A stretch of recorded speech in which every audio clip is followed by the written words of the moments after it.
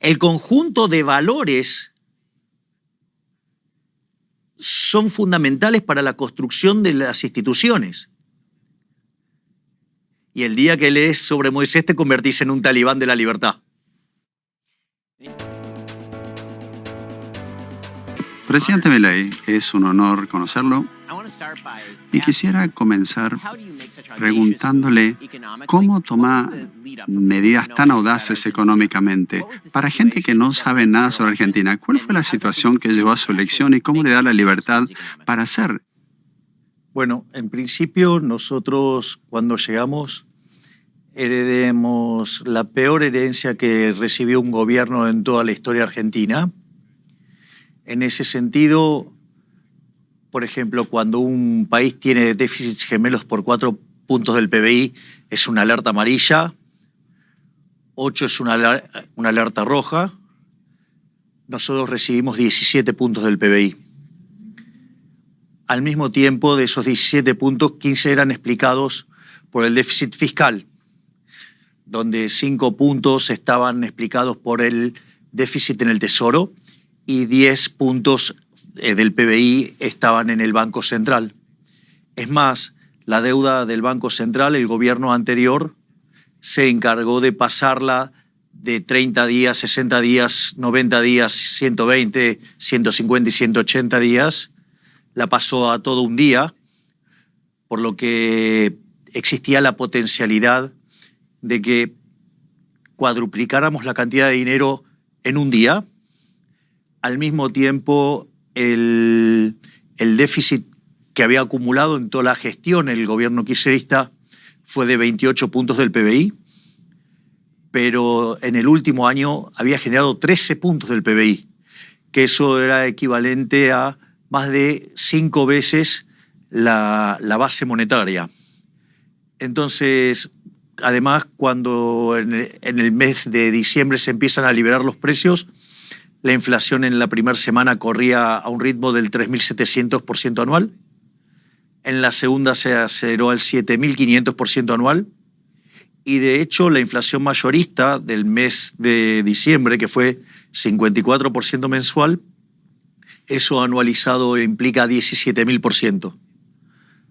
Por lo tanto, estábamos frente a una situación que además, estructuralmente, implicaba que teníamos un desequilibrio monetario peor que el que teníamos en 1975, previo a la del crisis del Rodrigazo.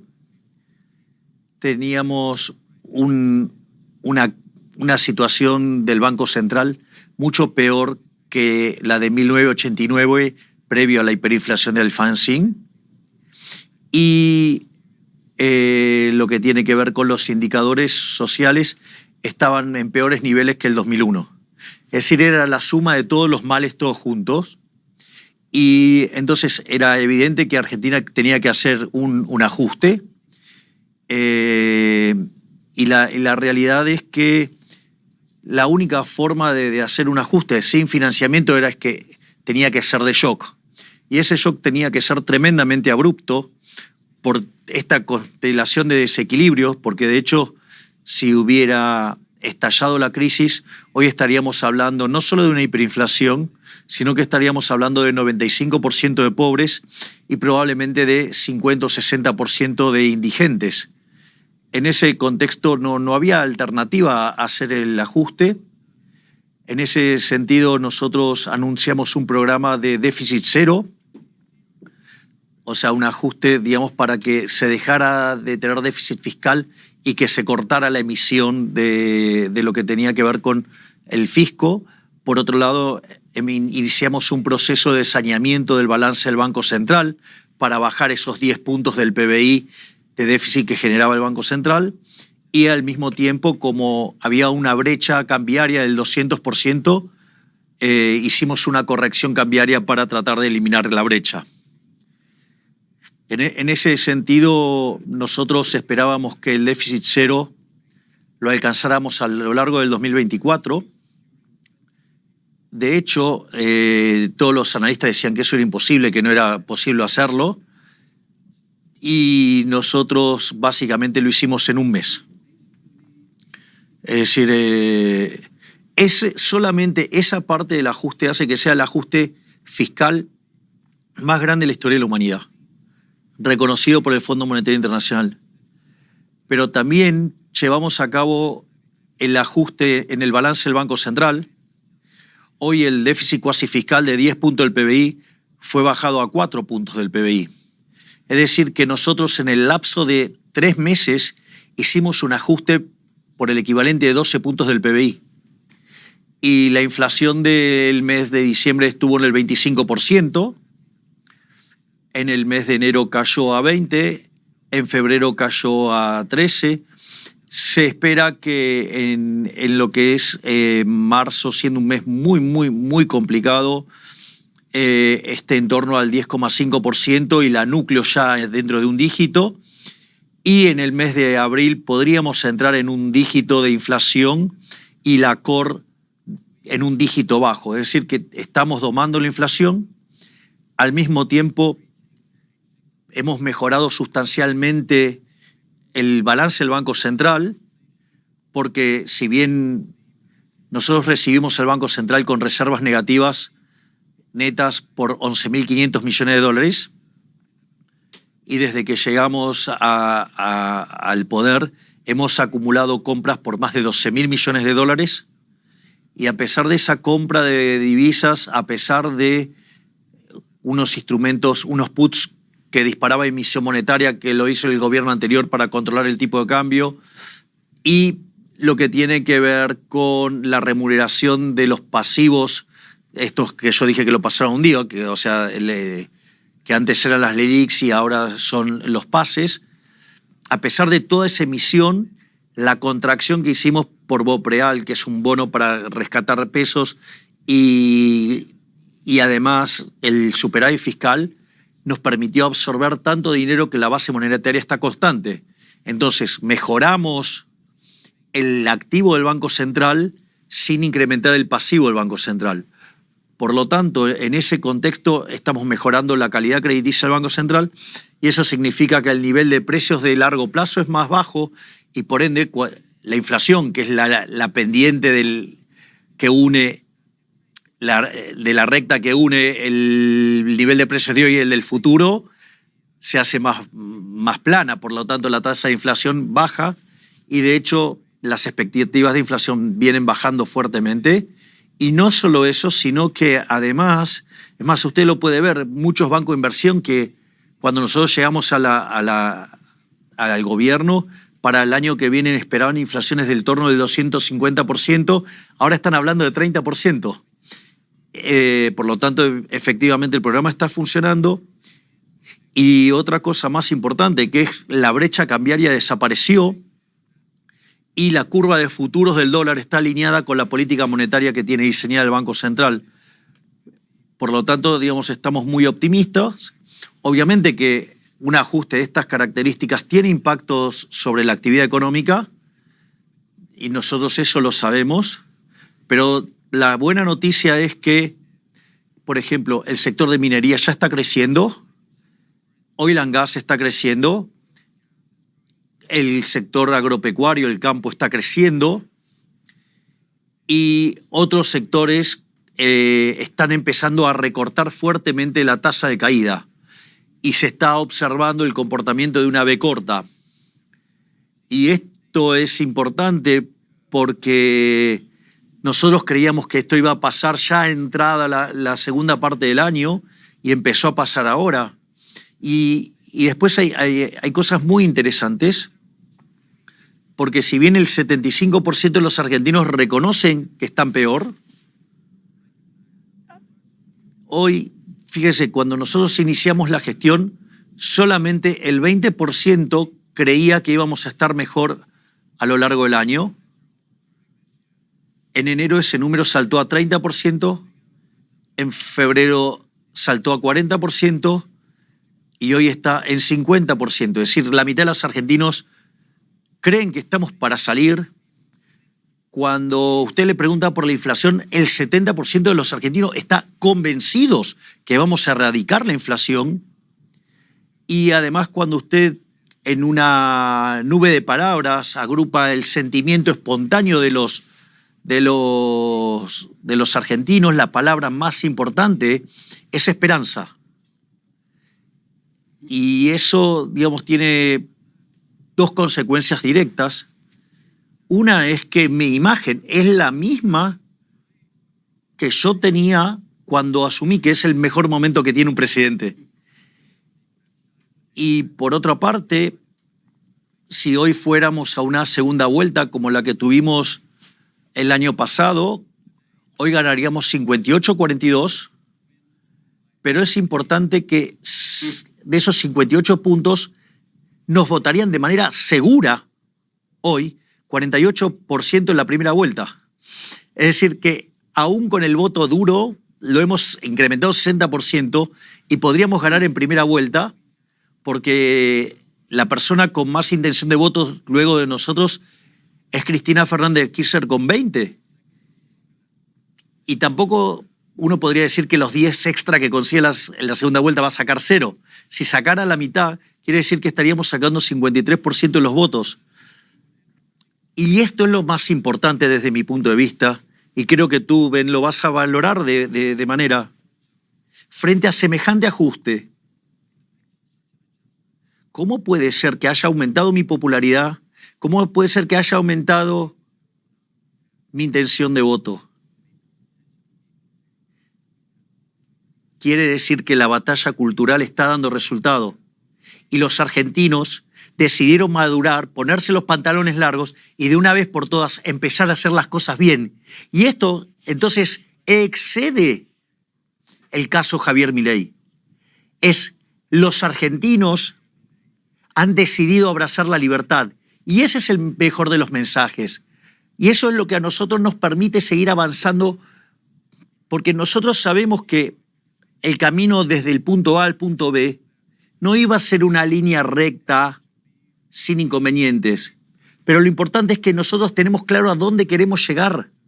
Entonces, por ejemplo, a mí me pueden sacar, me puede aprobar o no el Congreso las reformas. Pero si no me las aprueban ahora, pienso enviarlas a partir del 2025 con una mejor composición del Congreso. Y entonces, no solo que voy a terminar de completar las 1000 reformas que ya envié, sino que voy a enviar las 3000 que tengo pendientes. Es fascinante porque usted está haciendo todas estas cosas tan audaces y la gente en Occidente, especialmente del lado de la izquierda, se confunde con esto porque lo ven como algo que es anatema. Incluso hay gente de la derecha que no entiende la audacia de lo que usted está haciendo, pero justamente la base de su campaña, capitalismo, libertad, propiedad privada y libertad, todo esto era un componente central del Occidente. ¿Qué ejemplo debería ser Argentina para el resto de Occidente como para mostrarle en dónde se equivocó el resto del Occidente, más generalmente? Nosotros, en ese sentido, creemos que lo más importante fue la batalla cultural previa. Nosotros, a ver, todas estas ideas que el mundo está abrazando en los últimos años y esta corrección política que no es ni más ni menos que abrazar ideas socialistas, o sea, porque son socialismos de distintos pelajes. Entonces, en ese sentido, uno lo que tiene que encontrar es que darse cuenta, Argentina aplicó todas esas cosas. La estupidez de la justicia social, Argentina es un ejemplo emblemático de la justicia social y del daño que causa la justicia social. Entonces, en ese sentido, lo que hay que comprender es que Argentina, en ese devenir que hizo de que ser el país más rico del mundo hoy sea 140, fue por abrazar esas ideas que hoy Occidente está abrazando. Por eso en Davos yo dije, Occidente está en peligro, porque hemos abandonado en Occidente las ideas de la libertad, que son las que generan la prosperidad, y empezaron a abrazar las ideas de la decadencia, que son las ideas socialistas. Y en ese sentido, lo que sucedió en Argentina es que estaba súper impregnado, porque esto ya, digamos, o sea, Gramsci te había funcionado a la perfección en Argentina, está metido en la educación, está metido en la cultura, ¿sí? Está metido en la política, está metido en todos lados el socialismo, está en los medios, y entonces por eso es tan importante el rol que han tenido los jóvenes en todo este proceso. ¿Por qué? Porque los jóvenes son naturalmente rebeldes contra el statu quo. Y en ese sentido, los jóvenes, digamos, al estar expuestos frente a tanto socialismo, la respuesta natural era ser liberal. Ese es el primer punto. El segundo punto, al ser jóvenes, tenían mucho menos tiempo de exposición al lavado de cerebro de la educación pública. Por otra parte, otra cosa que ocurría es que, como tienen acceso a las redes sociales, una de las cosas que yo hacía cuando salía en televisión, y sigo haciéndolo hoy, es citar mis autores de referencia. Y eso lo que hacía es que los jóvenes fueran a chequear esos autores. Entonces, entre YouTube y Google y demás buscadores, o sea, y esos lugares donde se pueden bajar los libros, eso lo que generó es que hubo una explosión de conocimiento. De hecho, nuestro máximo referente de la libertad en la historia argentina, el doctor Alberto Venegas Lynch hijo, también que lo suelo definir como el prócer, dice, él decía, la gran diferencia entre este movimiento y el de los fines de los 80 es que esta vez los jóvenes estaban muy formados. De hecho, nosotros íbamos y hacíamos lo que nosotros llamamos los recitales, que serían como actos políticos, pero con formato parecido a los Rolling Stones. Digo, es porque como a mí me gustan los Rolling Stones, y a mí me hubiera gustado ser como Mick Jagger, entonces lo hago, pero lo hago desde la política. No lo logré cantando porque soy muy malo, pero lo logré desde la política. Y una de las cosas maravillosas es que hay stands, como en los recitales, con remeras, con distintos obsequios, con distintas cosas. Y hay stands con libros.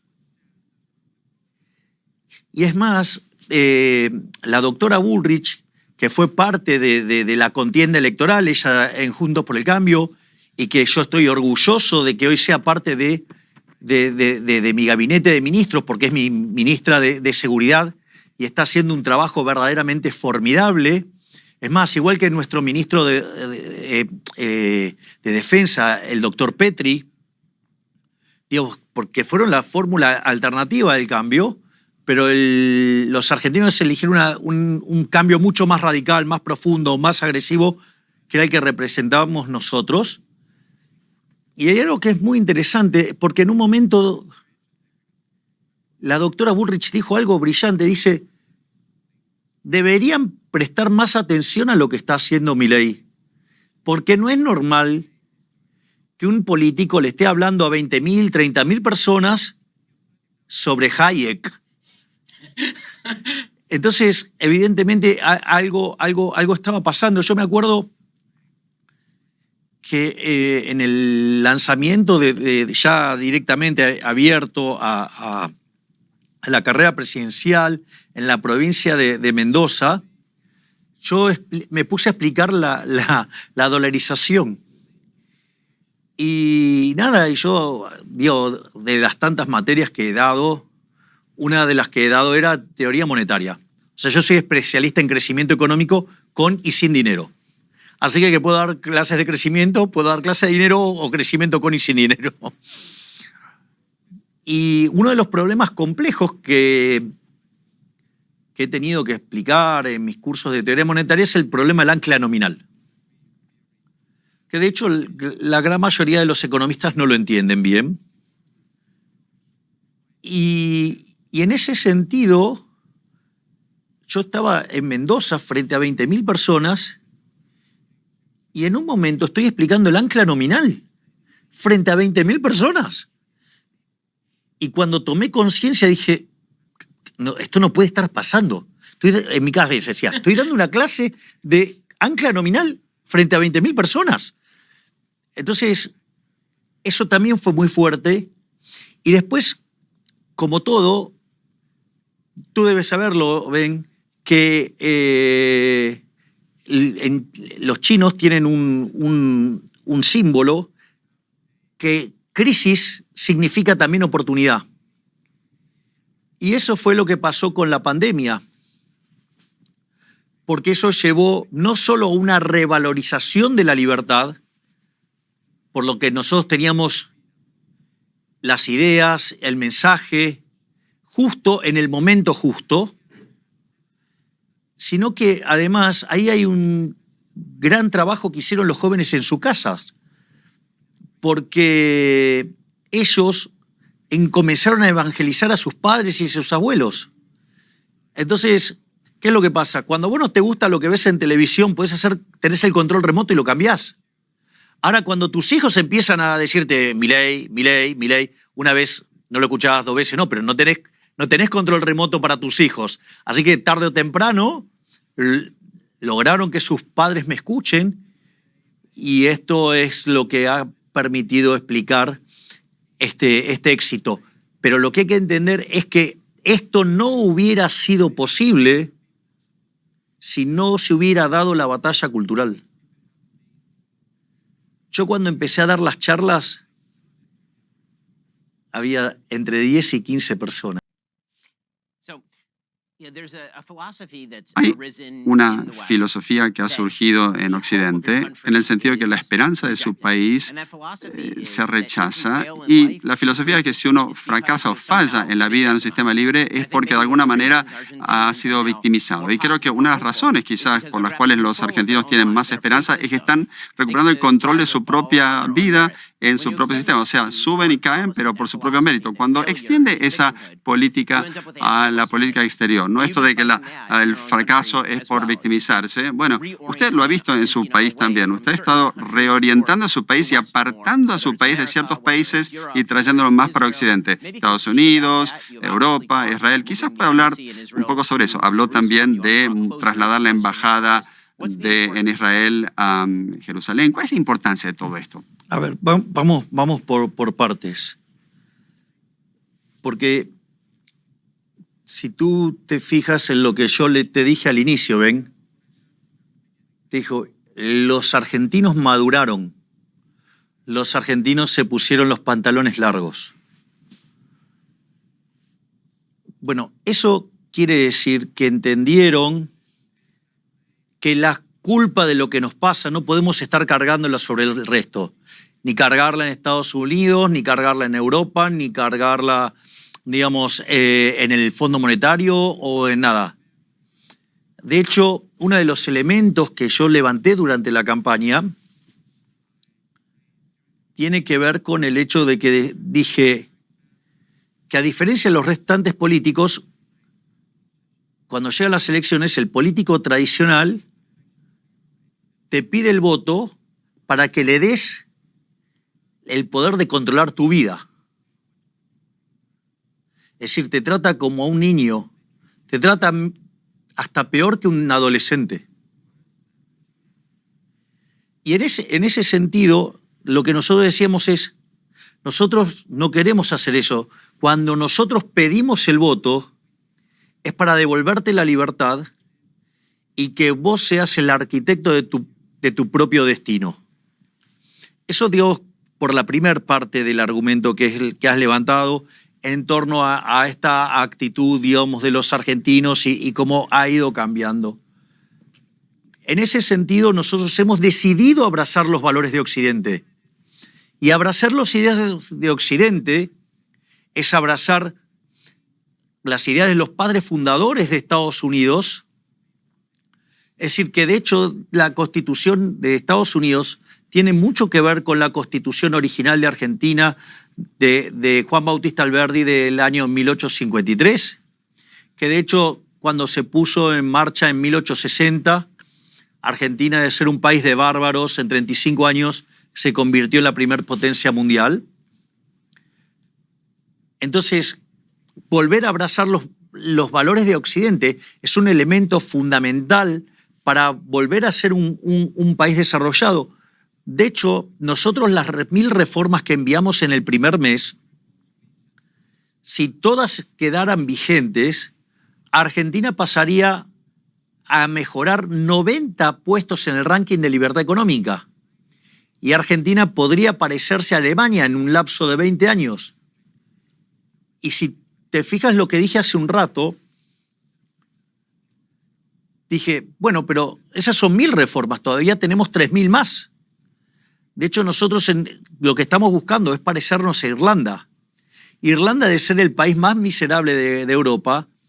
En un lapso de 30, 40 años, hoy, digamos, tiene un PBI per cápita que es 50% superior al que tiene Estados Unidos. Ese es el modelo. Eso es lo que nosotros queremos hacer. Y eso implica abrazar las ideas de la libertad. Y las ideas de la libertad están en Estados Unidos, aun cuando en los últimos tiempos hayan sido degradadas y se hayan apartado de la senda, aún están en Europa, aun cuando están abarrotados de regulaciones y que los mantiene estancados. Pero sobre todas las cosas, esos valores están en Israel. Y en Israel están en el segundo libro de la Torá, en Shemot, es decir, en el Éxodo. Y sin lugar a dudas, el máximo héroe de la libertad de todos los tiempos es Moisés. Entonces, por eso es tan importante entender el vínculo de la libertad con Israel. Es fundamental. Porque es un pueblo que además ha logrado no encuentro bien la palabra, pero vendría a ser como la conjunción entre lo espiritual y lo material. Y esa armonía espiritual-material genera progreso. Yo, cuando daba mis charlas antes de entrar en política, en el último tiempo hablaba de la superioridad moral del capitalismo. Yo originalmente creía que el socialismo era como una suerte de enfermedad mental. O sea, que tenían algún problema en el entendimiento o algo, porque habiendo sido derrotados en la teoría y habiendo sido derrotados en la evidencia empírica, porque donde se aplicó el socialismo en formato puro fue un fracaso en lo económico, en lo social, en lo cultural, y además se asesinaron a 150 millones de seres humanos, no me entraba en la cabeza cómo podía ser que había gente que adhiriera a esas ideas asesinas y empobrecedoras. Es decir, el socialismo es siempre y en todo lugar un fenómeno empobrecedor, un fenómeno asesino. Y entonces yo seguí desarrollando esto y la respuesta a mí me la dio la teoría económica y tiene que ver con la teoría del valor. Cuando vos vas al final del debate, te encontrás la disputa entre la teoría subjetiva del valor y la teoría objetiva del valor. Entonces la pregunta es, ¿por qué no pueden salir de la teoría objetiva del valor? Es que no pueden salir de la teoría objetiva del valor porque la teoría objetiva del valor es lo que permite aplicar la teoría de la explotación de Rothbertus mejorada como por Marx con el concepto de la plusvalía. Y entonces el motivo es ¿por qué aplican eso? Y ahí es donde aparecen sus valores morales, que son la envidia, el odio, el resentimiento, el trato desigual frente a la ley y, si es posible, y si es necesario, el asesinato. Y las instituciones que emerjan de esos valores morales son inmundas y como consecuencia de ello te vas a hundir. Mientras que cuando vos abrazás las ideas de la libertad, ¿qué es lo que sucede? Te elevás como ser humano y en ese elemento vas a instituciones que te llevan al progreso. Porque vos en el capitalismo solamente podés ser exitoso sirviendo al prójimo con bien mejor calidad, un mejor precio. Es decir, sos un benefactor social, sos el campeón del amor al prójimo. Entonces, en ese sentido, por eso es que yo también, digamos, más allá, digamos, de distintos eventos que a lo largo de mi vida me han impactado fuertemente y me han llevado hacia el judaísmo, el conjunto de valores son fundamentales para la construcción de las instituciones. Y el día que lees sobre Moisés te convertís en un talibán de la libertad. Lo que dice claramente aparece en Adam Smith. Él habló de los sentimientos morales antes de hablar de las riquezas naciones. La idea de que el hombre está hecho a la imagen y semejanza de Dios. La idea de la igualdad ante la ley, que también viene de la Biblia. El tema de la propiedad. Todo eso surge de la Biblia después de todo y ese es el contexto del capitalismo. Y usted habla de esto tan elocuentemente. Pero en Estados Unidos su imagen es usted marcando los ministerios y diciendo fuera, fuera, fuera, o el video en el que está con la motosierra. ¿Cómo se reconcilia eso? ¿Cómo puede ser esas dos personas, el que habla tan elocuentemente sobre la economía y hablar de las tasas de interés tan detalladamente, y al mismo tiempo ser la persona que no tiene problema en ir al escenario con la motosierra?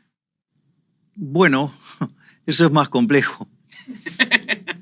Porque es cierto, yo soy un economista profesional,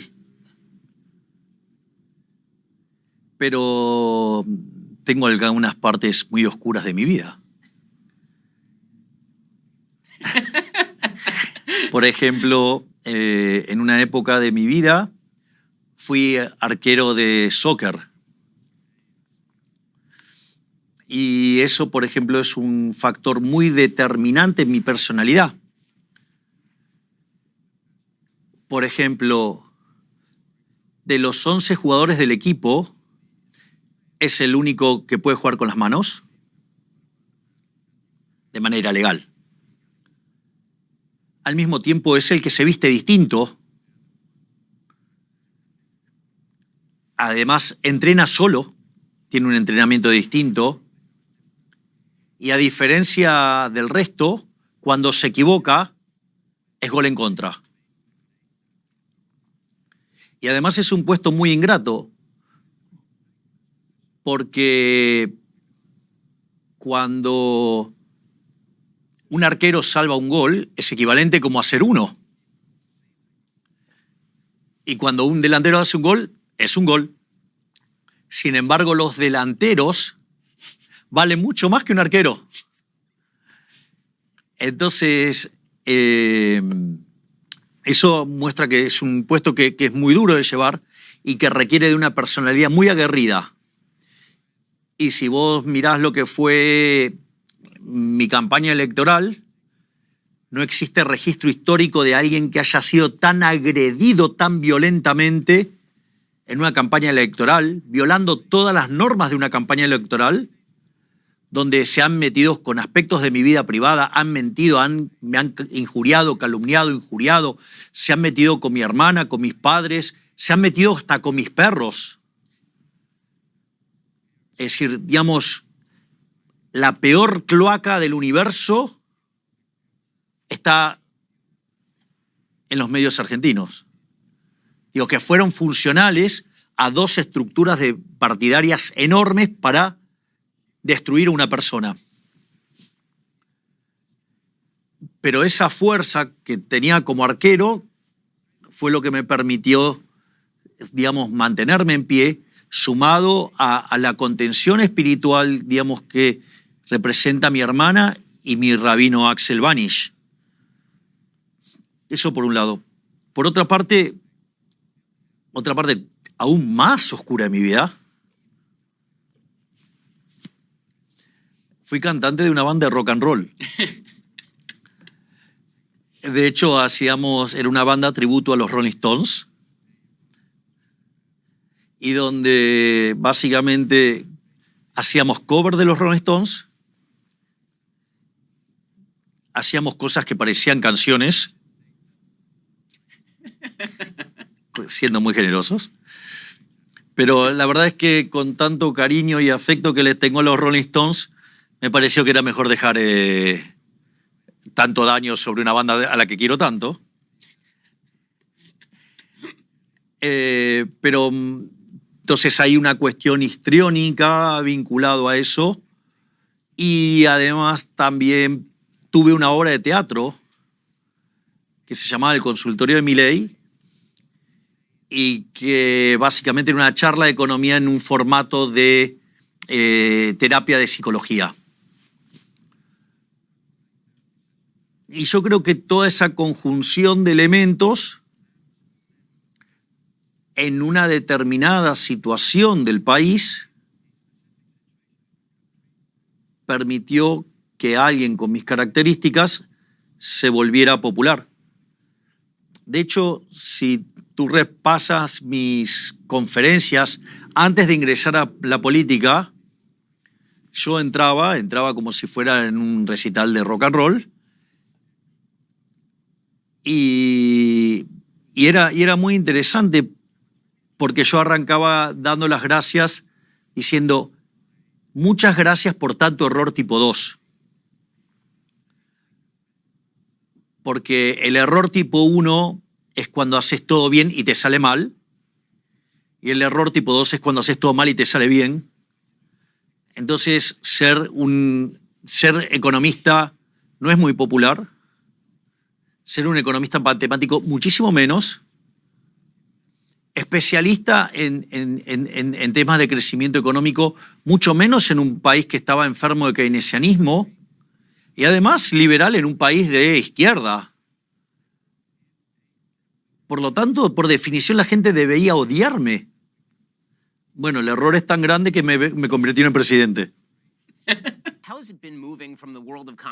¿Cómo fue esto de pasar del mundo de los medios y los paneles al mundo de la política? Yo, por supuesto, estoy en Estados Unidos, hablo con legisladores todos los tiempos, hablando de lo que es decir las cosas que uno quiere decir realmente y después en el mundo de la política que uno tiene que decir las cosas que puede decir. ¿Ha sido muy difícil la transición de, por ejemplo, comentarios en paneles a presidente? Nada.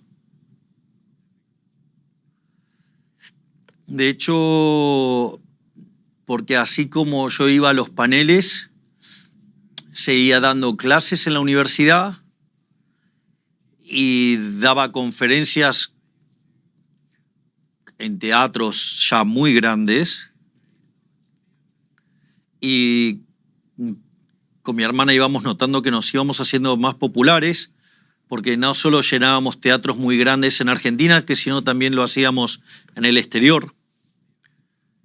Entonces la batalla cultural estaba funcionando muy bien y en realidad los medios de televisión eran una forma de hacer publicidad a mi trabajo y eso me permitía generar más conferencias y ganar más dinero.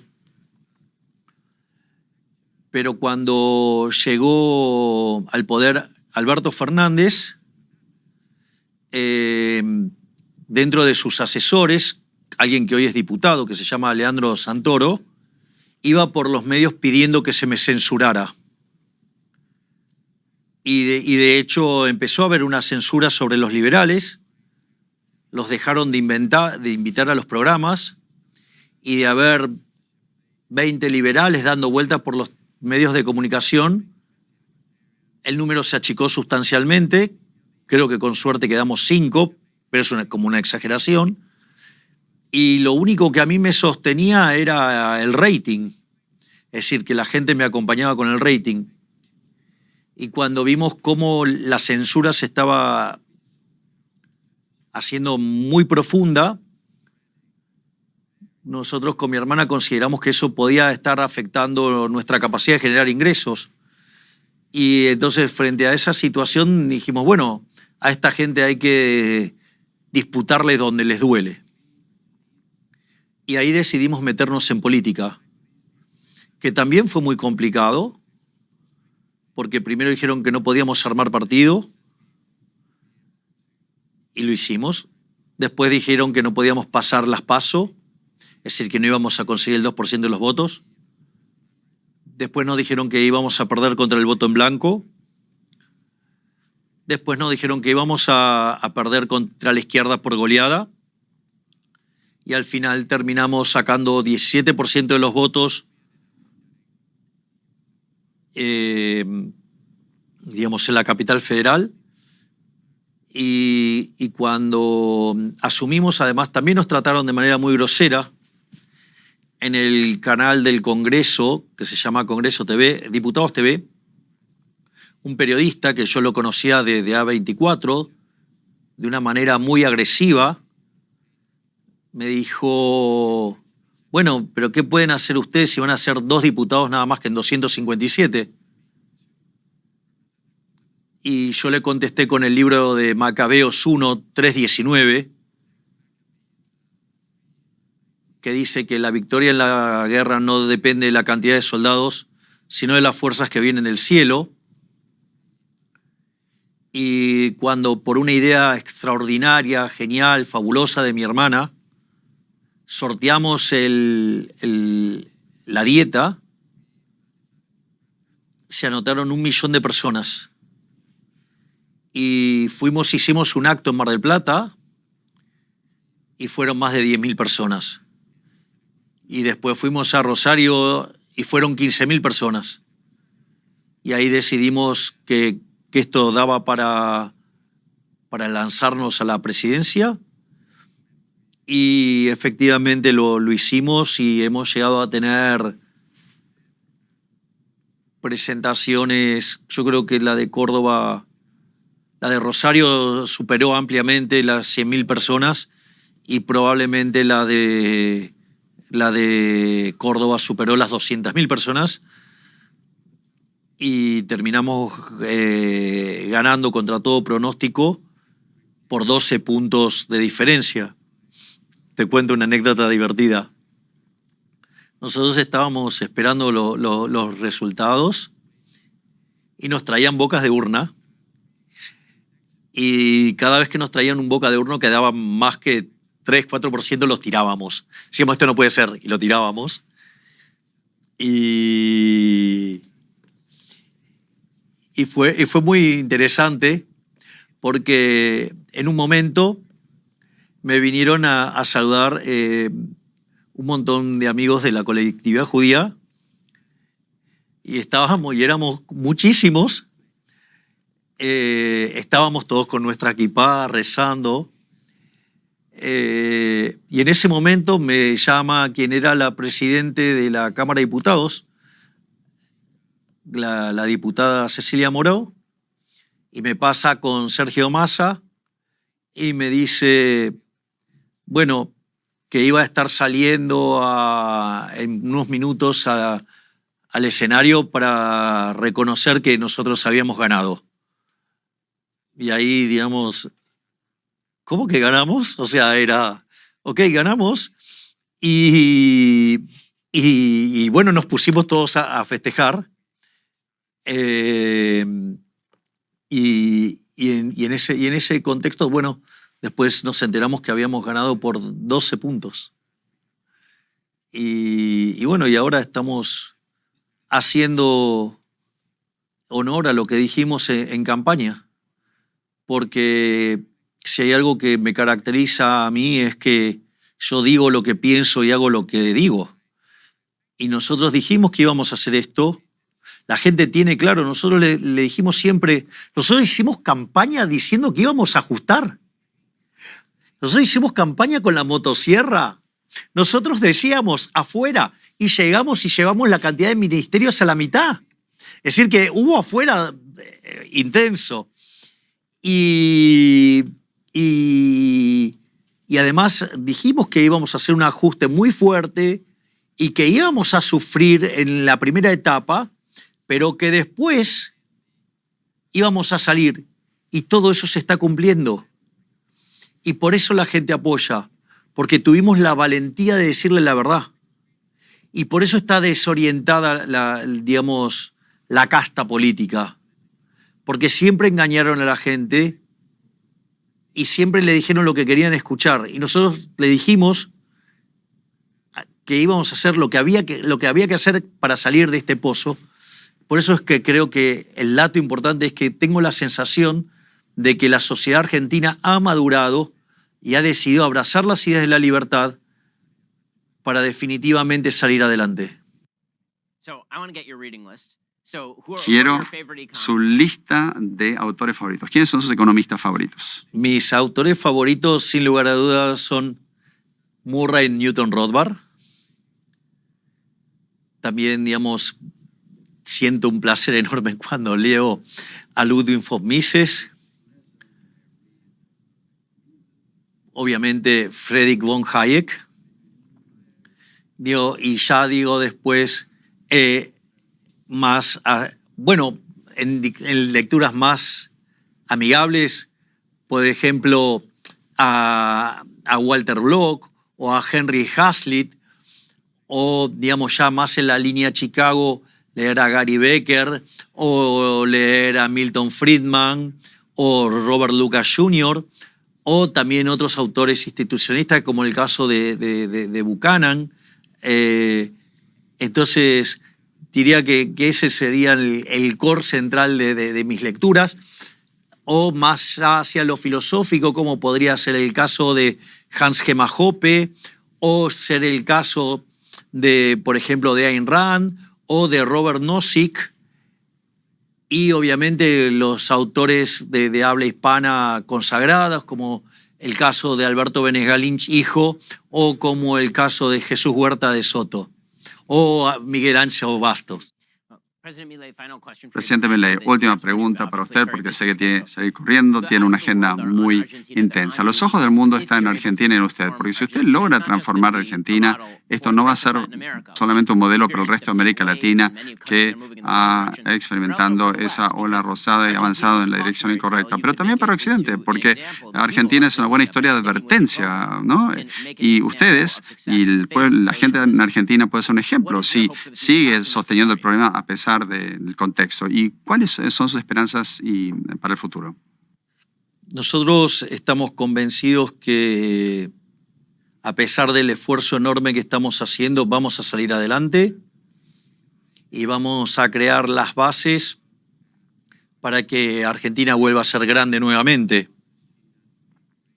Y nosotros creemos que eso va a ser una muy importante elección para abandonar las ideas socialistas, o si tú prefieres, estatistas. Para mí son lo mismo. O sea, digamos, los estatistas son socialistas de distinto pelaje.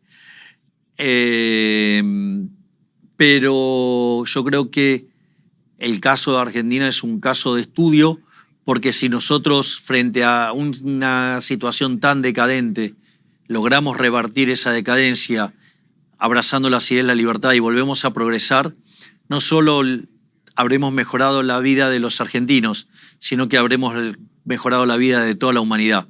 Y eso es un desafío enorme y por el cual vale la pena seguir peleando hasta la última gota de sangre. Presidente Milei, realmente un honor contar con su presencia. Muchas gracias por este tiempo y, por supuesto, esperamos realmente todo lo mejor para usted. Muchas gracias. Ha sido verdaderamente un placer para mí, Ben. Muchísimas gracias por esta entrevista.